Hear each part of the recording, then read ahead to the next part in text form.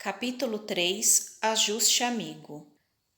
Fantine percebeu que a interlocutora havia sido sulcada mentalmente pelo olhar que lhe endereçara e dispôs-se a tranquilizá-la. Continuemos, dona Evelina. Minha presença não lhe fará mal. Observe-me, não direi com a sua gentileza, mas sim com o seu discernimento. Sou um velho enfermo que pode ser seu pai e acredite que a vejo como filha. A voz dele esmoreceu de algum modo, entretanto cobrou ânimo e terminou. A filha que estimaria ter em lugar da que possuo.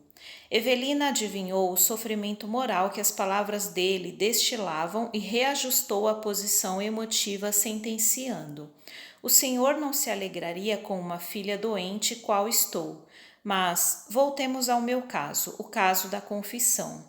Não me conte tristezas. Certo, já não dispomos de muito tempo. E continuou com um sorriso de mofa. Conversando com tanta franqueza, num lugar que talvez seja a anticâmara da morte para um de nós dois, desejo dizer-lhe que só um fato me perturba. Tenho as desilusões comuns a qualquer pessoa. Meu pai morreu quando eu mal completara 2 anos. Minha mãe, então viúva, deu-me um padrasto. Algum tempo depois, ainda na infância, fui internada num colégio de religiosas amigas. E depois disso tudo, casei-me para ter um marido diferente daquele que eu sonhava. No meio do romance, uma tragédia.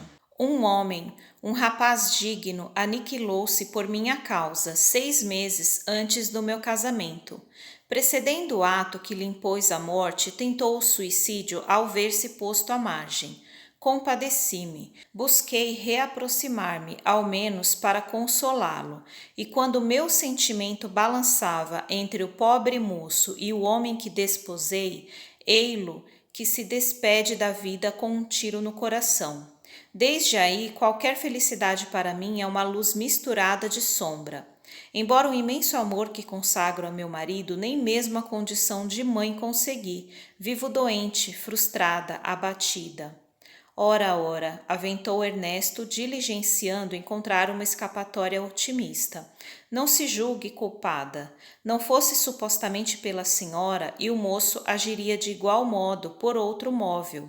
O impulso suicida, tanto quanto o impulso criminoso, a voz dele empalideceu de novo, qual se o íntimo recusasse certas reminiscências que as palavras em curso lhe suscitavam à memória.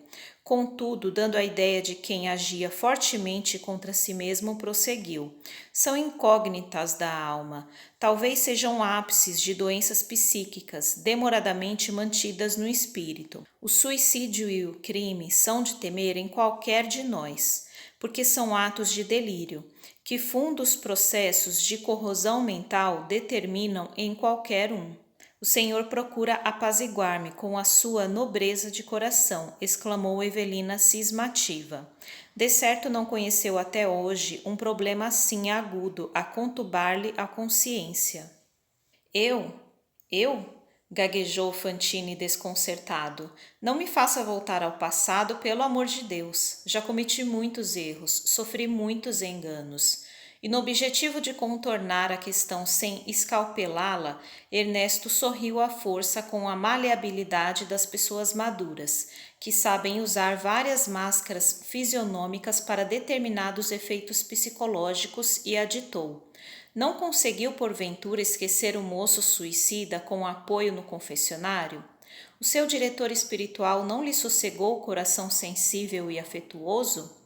Repito que sempre encontrei na confissão de meus erros menores uma espécie de vacina moral contra erros maiores. Entretanto, no caso em apreço, não obtive a paz que desejava. Admito que se não houvesse hesitado tanto tempo entre 2 homens, teria evitado o desastre. Basta me lembre de Túlio, o infeliz, para que o quadro da morte dele se me reavive na lembrança, e com a lembrança surja de imediato complexo de culpa. Não se agaste, a senhora está muito jovem.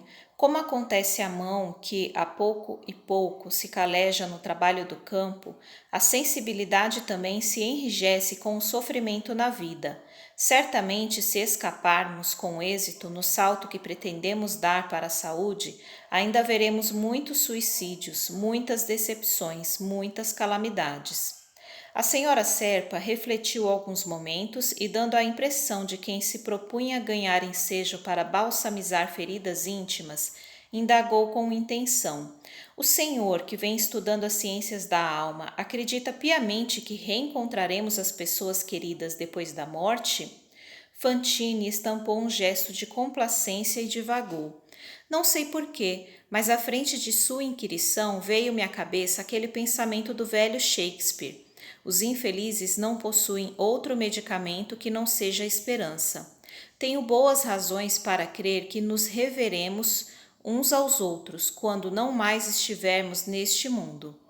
Todavia, compreendo que a precariedade do meu estado orgânico é o agente fixador de semelhante convicção. A senhora já notou que as ideias e as palavras são filhas das circunstâncias? Imagine se nos víssemos hoje em plenitude da força física, robustos e bem apessoados, num encontro social, num baile, por exemplo. Qualquer conceito em torno dos assuntos que nos aproximam agora um do outro seria imediatamente banido de nossas cogitações. É verdade. A moléstia aflitiva nos dá o direito de entretecer novos recursos e novas interpretações ao redor da vida e da morte. E na esfera das novas conclusões que temos à frente, admito que a existência não acaba no túmulo.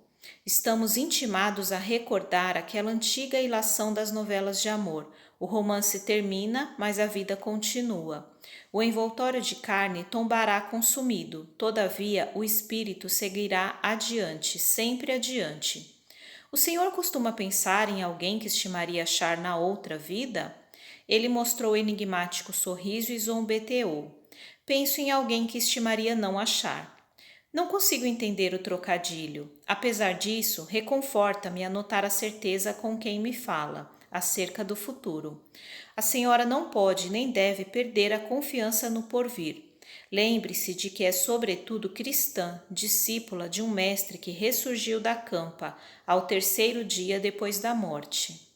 A senhora Serpa não sorriu. O olhar divagou além nas nuvens róseas que refletiam um sol já distante, reconhecendo-se talvez sacudida nas forças profundas de sua fé, por aquela inesperada observação. Fim do longo intervalo, voltou a fitar o interlocutor e preparou a despedida. Bem, senhor Fantine, se houver outra vida além desta, e se for a vontade de Deus que venhamos a sofrer em breve a grande mudança, creio que nos veremos de novo e seremos lá bons amigos. Como não? Se conseguir adivinhar o fim de meu corpo, conservarei firme o pensamento positivo do nosso reencontro. Também eu. Quando volta a São Paulo? Amanhã pela manhã. Tem ocasião marcada para o trabalho operatório? Meu marido decidirá isso com o médico. No entanto, creio que na semana vindoura enfrentarei o problema. E o senhor? Não estou certo.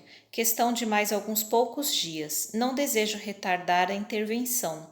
Posso acaso saber o nome do seu hospital? Evelina meditou e concluiu. Senhor Fantine, somos ambos portadores da mesma doença insidiosa e rara. Não será isso bastante para aproximar-nos um do outro? Esperemos o futuro sem aflição. Se escaparmos do atoleiro, estou convencida de que Deus nos favorecerá com um novo encontro aqui na terra mesmo. Se a morte vier, a nossa amizade em outro mundo ficará também subordinada aos desígnios da providência. Ernesto achou graça e ambos regressaram ao hotel, passo a passo, em comovido silêncio.